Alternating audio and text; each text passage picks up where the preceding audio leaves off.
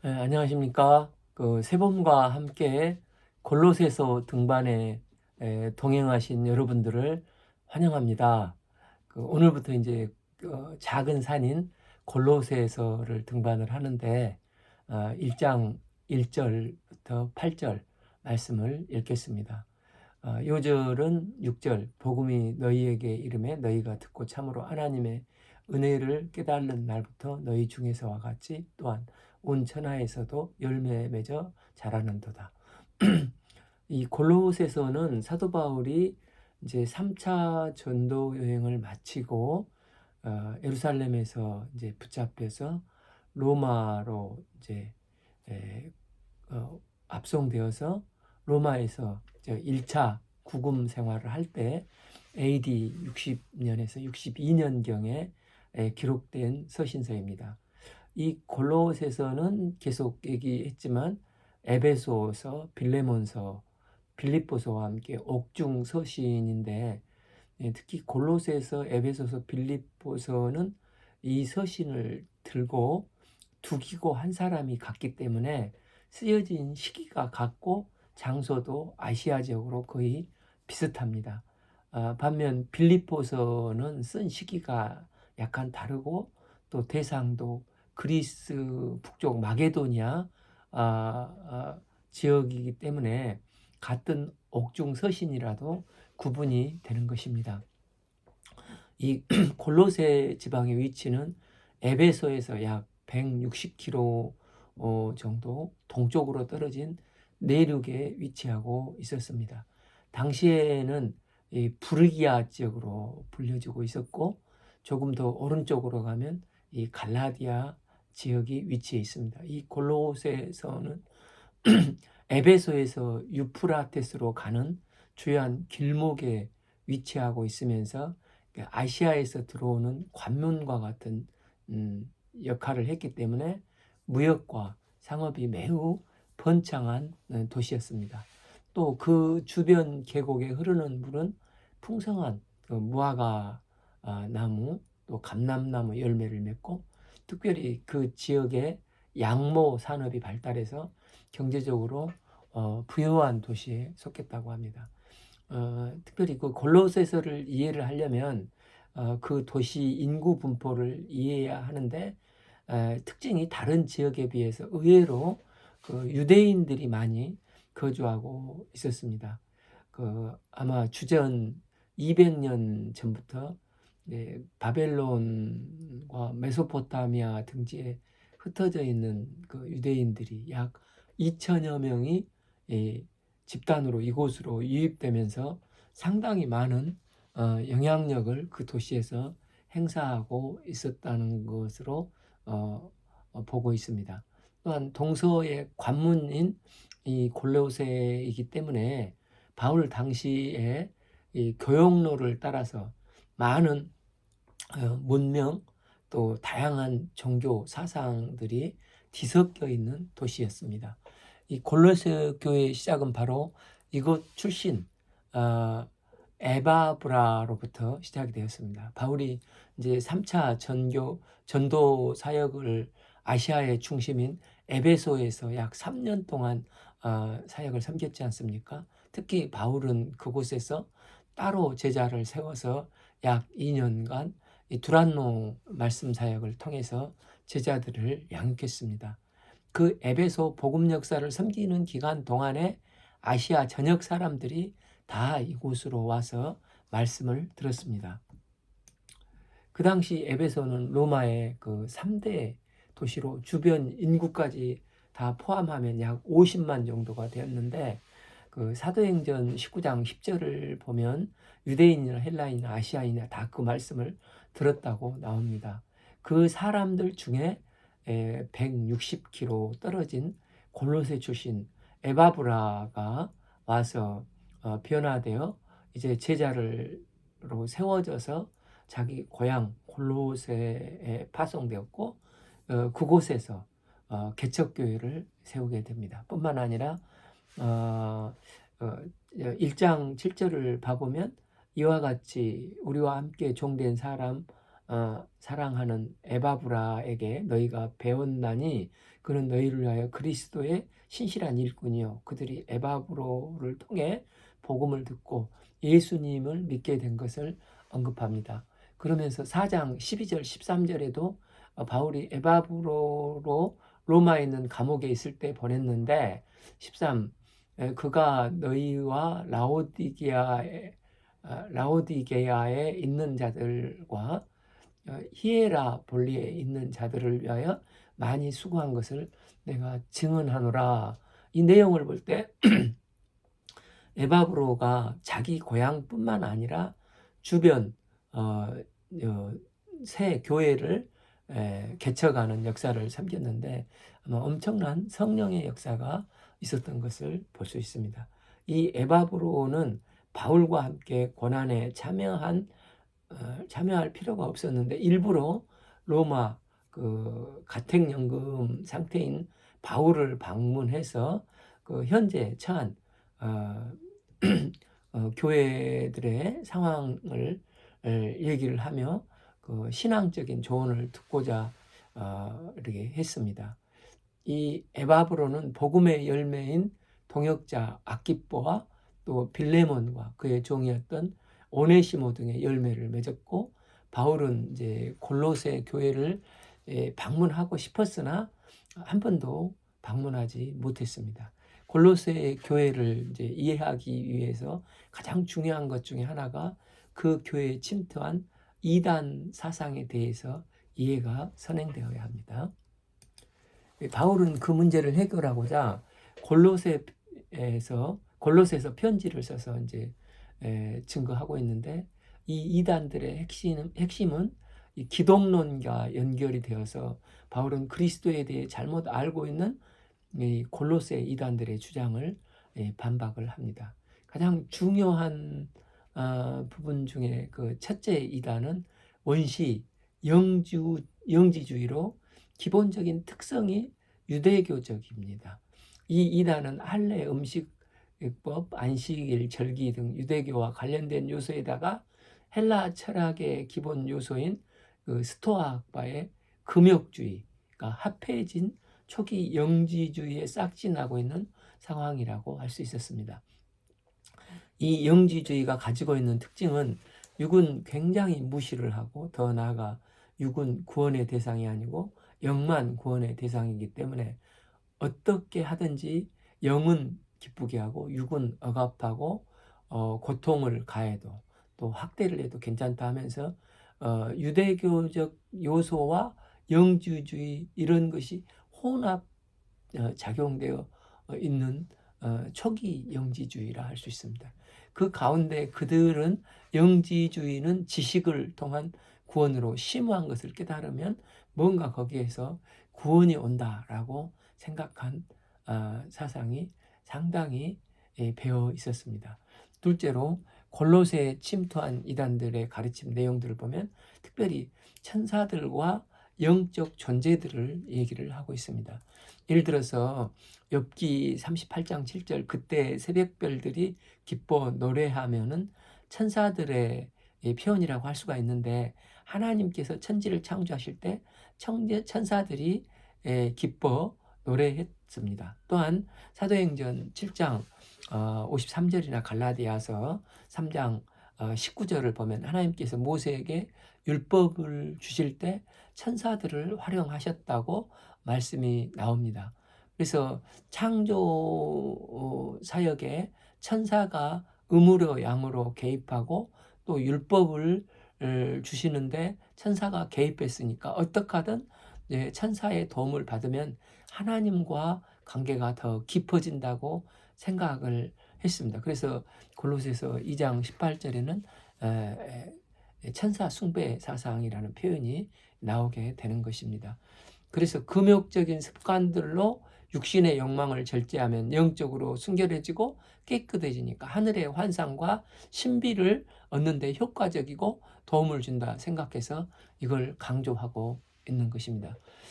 이렇게 하다 보면 천사들이 참여하는 하늘의 영광과 천사들이 누리는 하나님의 친밀한 교제를 누릴 수 있다는 생각이 골로새 교회에 침투했던 이단들의 특징입니다. 이들 생각은 영적으로 남들이 가지지 못하는 특별한 지식을 가진 영적 엘리트 의식을 가지고 있었습니다. 이들은 참되고 충만한 지식에 도달하기 위해서 전념을 했는데 이 말이 굉장히 그럴싸했습니다. 그래서 2장 4절에 봐보면 내가 이것을 말함은 아무도 교묘한 말로 너희를 속이지 못하게 하려 함이라. 여기서 이제 우리가 듣기에 교묘하다는 것은 순간 의도가 나쁘거나 이렇게 들리는데 실질적으로 그 말을 딱 들으면 와 정말 그러네 하기 쉽고 골로새 교인들이 혹 빠져들 수 있는 위험성이 있는 설득력 있고 그럴싸한 말을 한 것입니다. 이것이 이제 그 골로새서 2장 8절에 봐보면 누가 철학과 헛된 속임수로 너희를 사로잡을까 주의하라. 이것은 사람의 전통과 세상의 초등학문을 따르며 그리스도를 따름이 아니니라 했습니다. 즉 겉으로는 철학으로 포장된 것 같지만 그 내용은 사람을 기만하는 것에 불과하다는 것입니다. 이것들은 결국 사람의 전통과 세상의 초등학문, 즉 세상의 기본 요소 및 세상을 보이지 않게 움직이고 작용하고 영향을 주는 영적 존재들로 이제 천사나 귀신들이라는 것입니다. 여기서 귀신은 또 동양 귀신의 개념과 달리 당시 로마 귀신 개념은 조금 동양은 나쁜 귀신들인데 로마 귀신 중에는 일부는 천사라 하지는 않지만 굉장히 좋은 귀신도 있었습니다.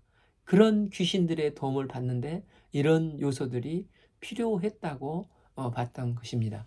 그래서 골로새 교회의 이단적인 가르침에 등장하는 금욕주의와 신비주의적인 요소입니다. 이 신비주의는 하나님과 밀접한 사귐을 위해서 반대되는 것들을 제거해야 한다는 뜻입니다. 그래서 금욕주의 요소로 등장하는 게 구약의 이제 그 음식법인 각종 절기, 또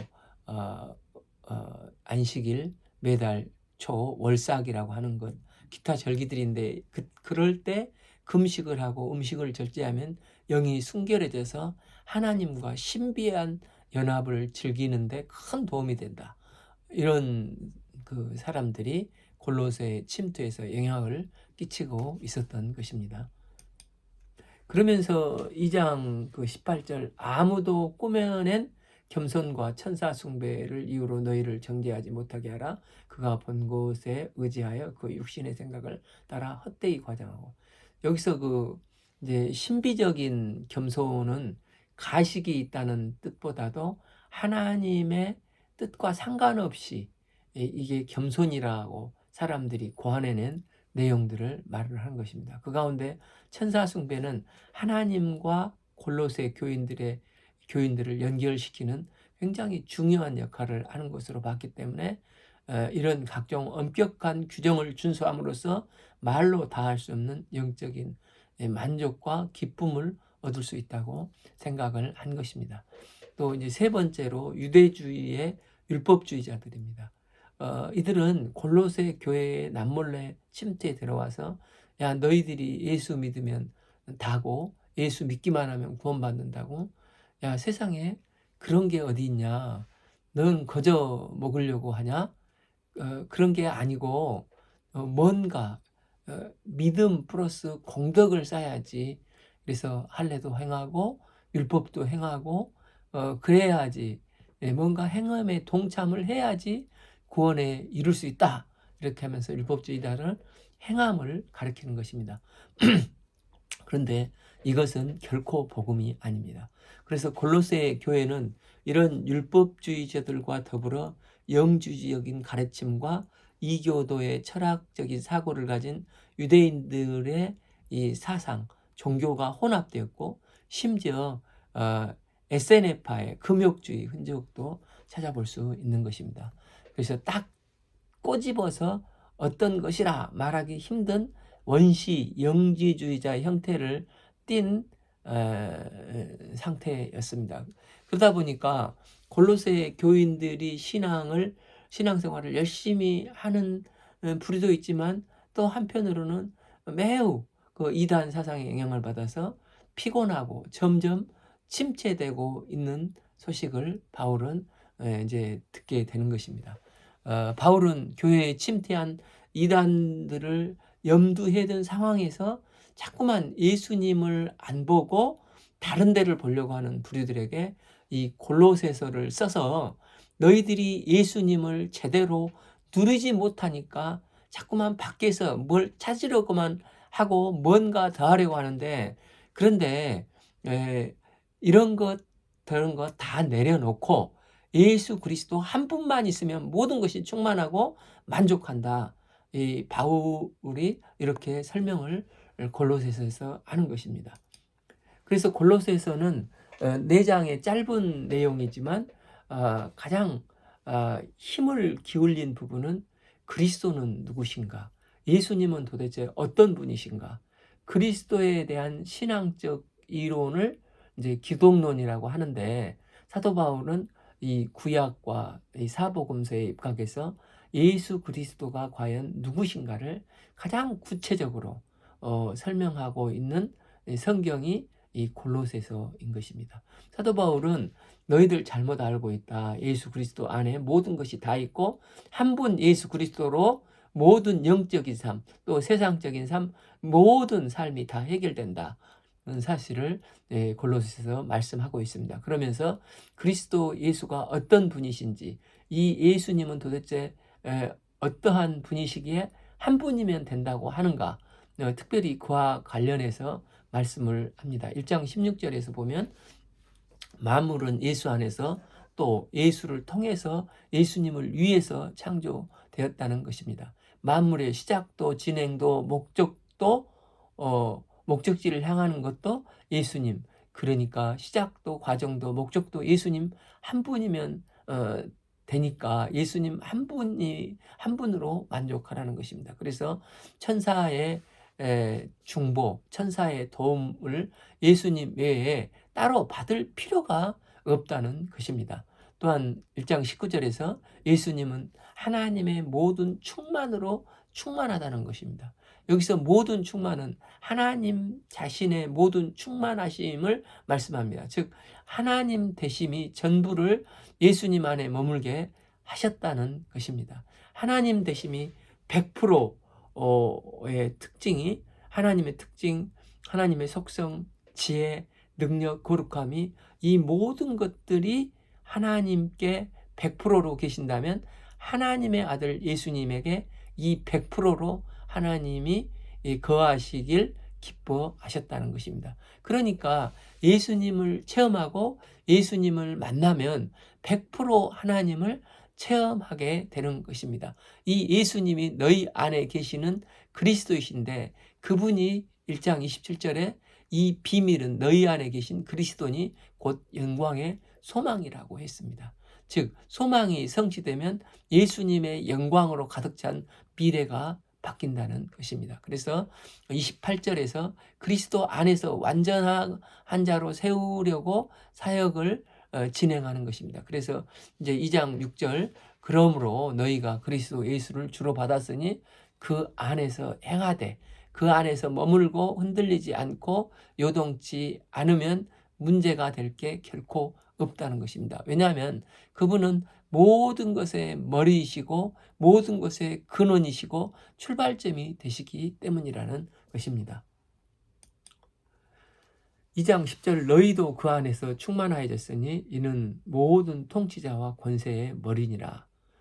또 3장 4절, 우리의 생명이신 그리스도께서 나타나실 때 너희도 그와 함께 영광 중에 나타나리니. 이 때는 영광의 소망이 성취되는 때입니다.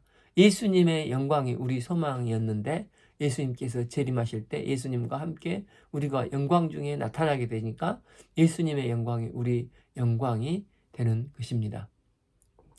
이걸 보면 예수님 한 분만으로 충분하고 왜 예수님을 붙잡아야 하는지를 분명히 확인할 수가 있는 것입니다.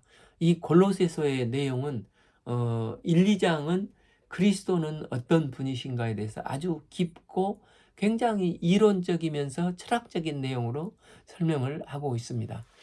즉 하나님의 창조와 재창조를 하시는데 창조에서도 예수님이 관여하시고 재창조에도 예수님이 관련된 것을 말씀하시면서 조금씩 윤리적인 얘기를 합니다.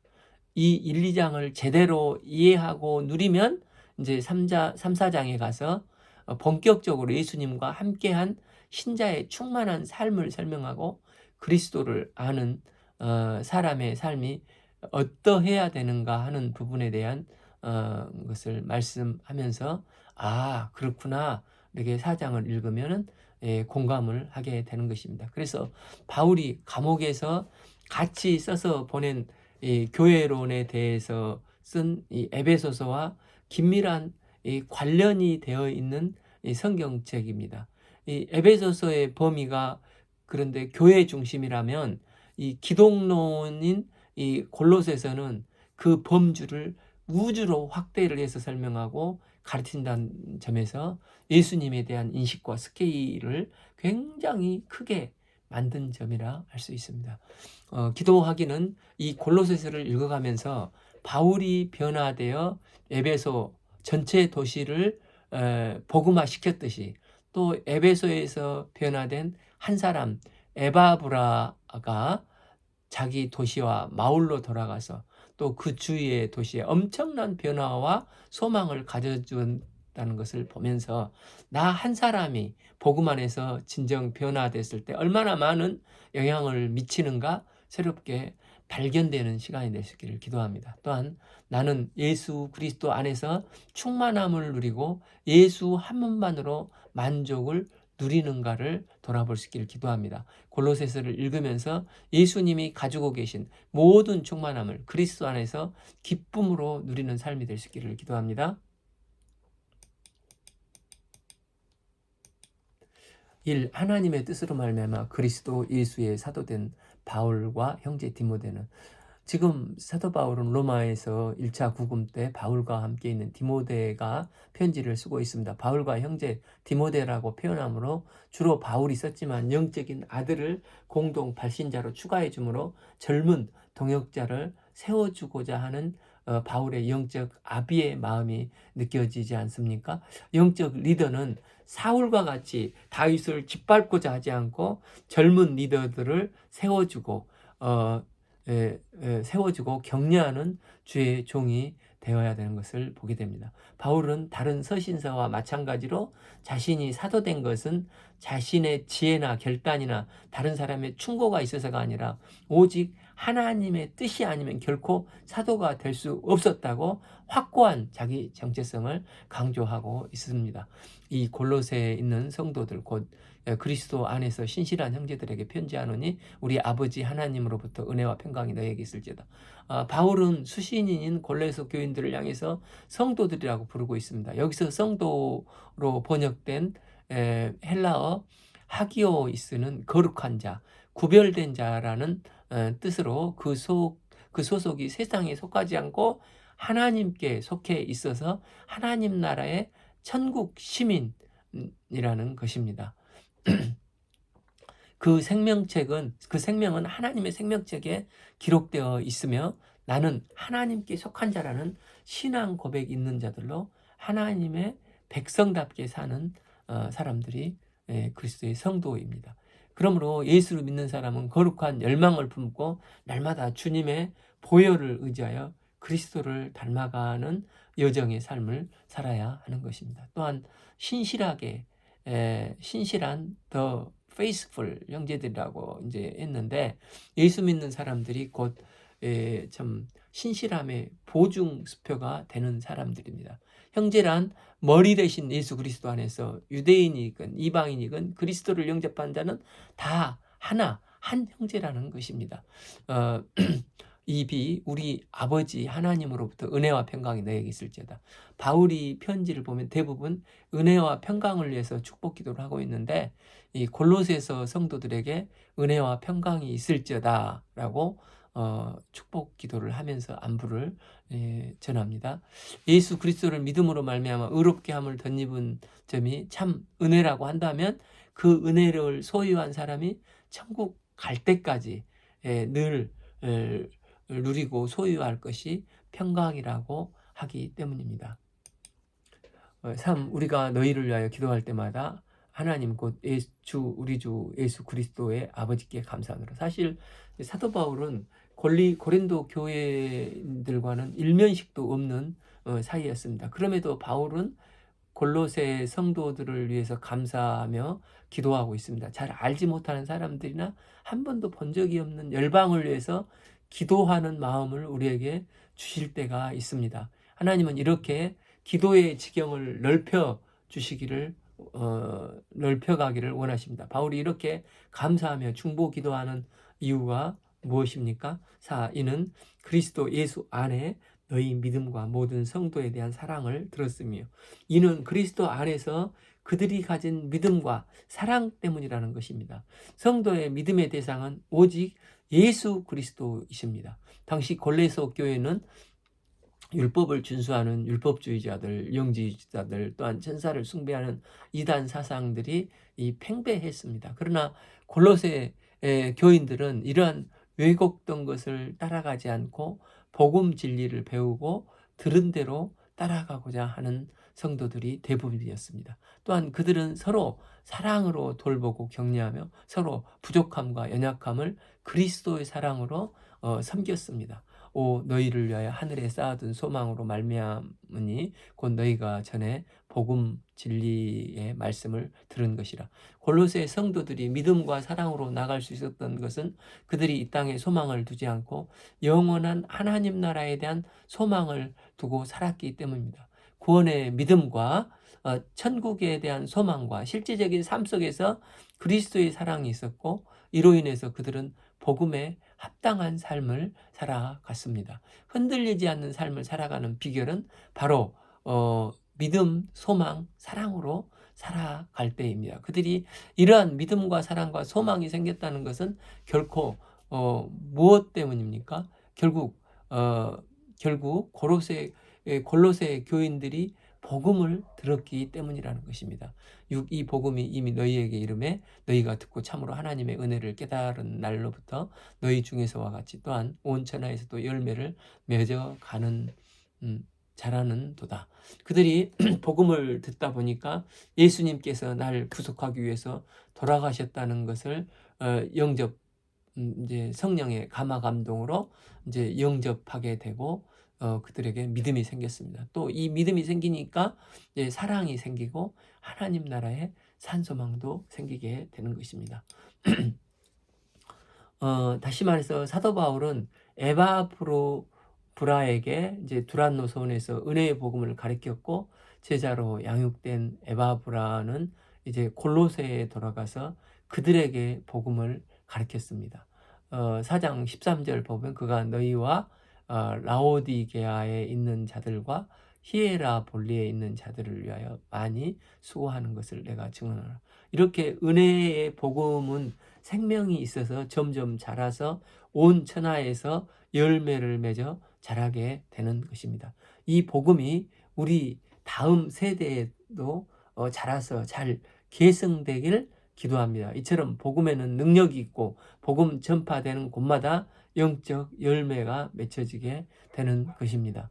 7. 이와 같이 우리와 함께 종된 사랑하는 에바브라에게 너희가 배웠나니 그는 너희를 위하여 그리스도의 신실한 일꾼이요 8. 성령 안에서 너희 사랑을 위해 우리에게 알린 자니라.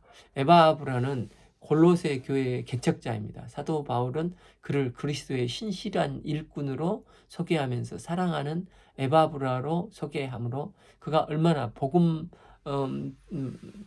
동역자로서 귀히 사용되었고 또 그런 그를 귀히 여기는지 알 수가 있습니다. 생명 역사를 동역하다 보면 자칫 어느 순간부터 동역은 경쟁이 되기 쉽고 시기하기가 쉽습니다. 그러나 사랑의 동역은 경쟁하지 않습니다. 사도 바울은 에바브로를 사랑하고 에바브라라고 표현을 하고 에바브라를 사랑하는 에바브라라고 표현을 하고 신실한 동역자로 소개하고 있듯이, 또 디모데와 함께 공동 서신을 써서 보내고 있듯이 사랑하는 동역자들에 대한 마음이 참으로 그 귀하게 나타나고 있습니다. 이처럼 사랑의 동역은 경쟁적이지 않고 상호 보완적이고 함께 성령의 아름다운 그릇을 이루며 기뻐하는 것입니다. 이걸 배운 에바브라는 또 골로새 성도들에게 복음을 가르쳤고, 빌레몬을 비롯한 골로새 성도들을 생명의 동역자로 얻어서 성령의 역사를 섬기며 복음을 증거했습니다. 이 복음으로 인해서 그들은 성장했고, 또 이단 사상에 대해서도 대처하며 신실한 주의 일꾼들로 자라나게 된 것입니다. 저희들도 이런 아름다운 동역자로 인해서 감사하고 기쁨이 넘치는 아름다운 주님의 공동체를 섬겨가는 역사가 충만하시길 기도합니다. 오늘 말씀은 골로새서 서론과 1장 1절에서 8절 말씀을 읽었습니다. 감사합니다.